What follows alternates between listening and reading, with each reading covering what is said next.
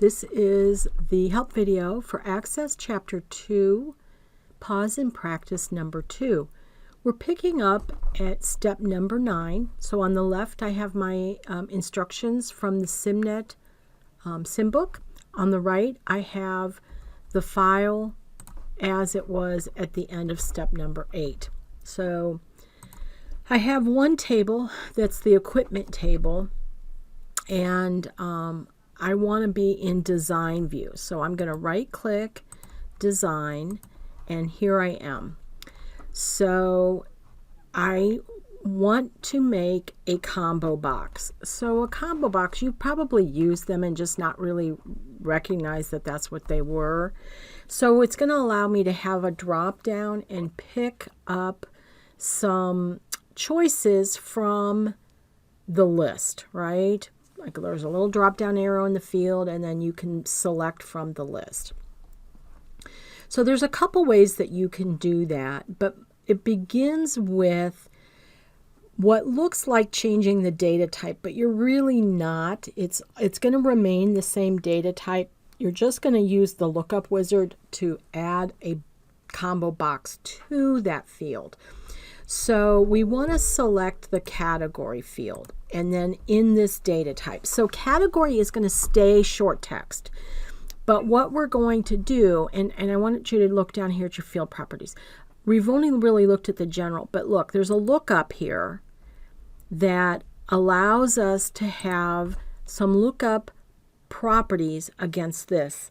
And it's kind of tedious to do manually. So Access provides a wizard to help you, and that's what we're going to use right now. So remember, category is going to remain short text, but we're going to say, let's use the lookup wizard, right? So lookup wizard popped up, but then it went right back to short text. And the choice is that you can look up values for this field in another table or from a query, or you can type in the values that you want. Like maybe there's only a few, and so you just will type them in rather than an expanding list. We're going to type these in. So I'm going to select, I will type in the values that I want. And now we get this category. And so we're just going to type in all the possible choices of category. So you want to make sure a couple things here, that you type things how you want them to appear. So you want to make sure that they're spelled correctly, that you have uppercase, lowercase as you want it. So I have generators, right?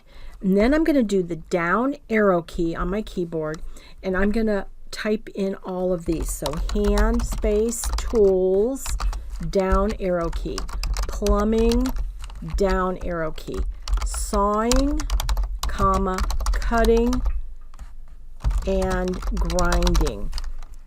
Notice the pencil. Remember, that means it's not saved. We have to move off of it. So I do my down arrow key. Tractors.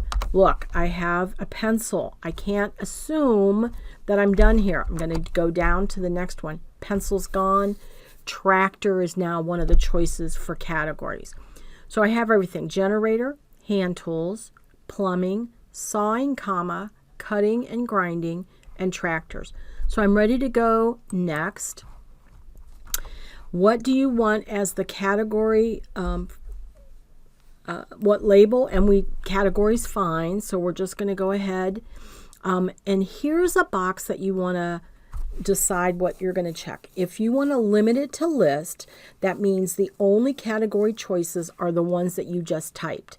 If you want somebody to be able to add their own new category, you would keep this unchecked. We want to make sure that the only categories entered are the ones that we just entered. So we're going to put a check mark in there, and then we're going to say finish. Notice that short text is there. But now look, if I go over here to look up, look, there's my, so if you had a typo or you wanted to add another one, you can come to this lookup and manipulate it right here, right? It's just putting all these in, it's kind of tedious. So using the wizard is a good way to do. Okay, so the next thing we want to do is an input mask, and that's on date purchased. So if we look at date purchased and we come down here, an input mask is just some help while data is being entered. It has nothing to do with how the data is stored. It's just a help for the user to enter it. So for example, if you're putting in like a social security number, 3 numbers hyphen, 2 numbers hyphen. So you can set up a mask that those hyphens appear. Or a phone number, parentheses for the area code, 3 digits hyphen 4 digits. You can set up an input mask so that it helps the user enter. So on this one, we're going to select date of purchase, and then in the input mask, we're going to come across and use the ellipses, which is the 3 dots, to build it. We're going to save the table, and there it is. So here are some already defined input masks for date time fields. And we want to do medium date. So this is how the date's going to be entered. Day, month in letters, and year in 2 digits. That's how it's entered. That's not how it necessarily will be displayed. So we're going to go ahead and do next. And then here's the mask itself.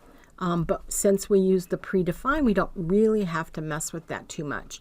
We want to use the placeholder that's there.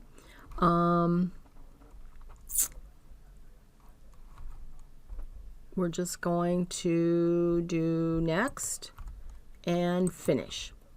Okay, so there's our input mask.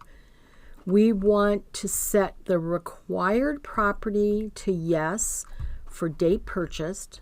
So required. And when you're here, all you have to do is double click.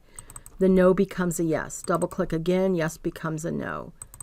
So date purchased, product name, double click on required, category, double click on required, daily rental rate, double click on required,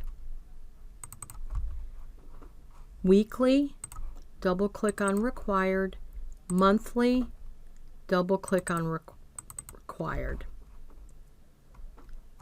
We're going to save. And no, we don't want to go against and check it all out. Okay, so we have our properties done. We're going to switch over to Datasheet View.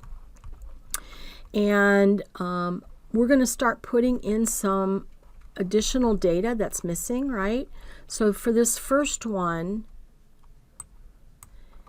I'm going to come over here to category and look, there's a drop down. And I can just type a T. It's going to go to tractors. Tab 160, 640, and then here, look when I start typing, it's going to put 10 October 17. Tab around, G for generators, 30, tab 120, tab 360, tab, and then 16 December 17th. So I'm not going to make you watch me type, so go ahead and type all of those in, and then we'll pick up at the end here.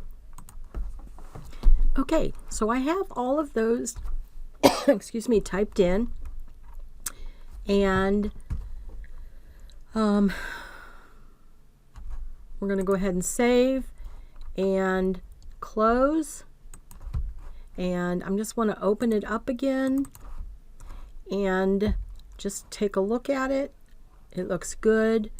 I think we're done with Access Chapter 2, Pause and Practice 2. We have one more pause and practice for this chapter, and then we'll be done with this chapter. Thank you.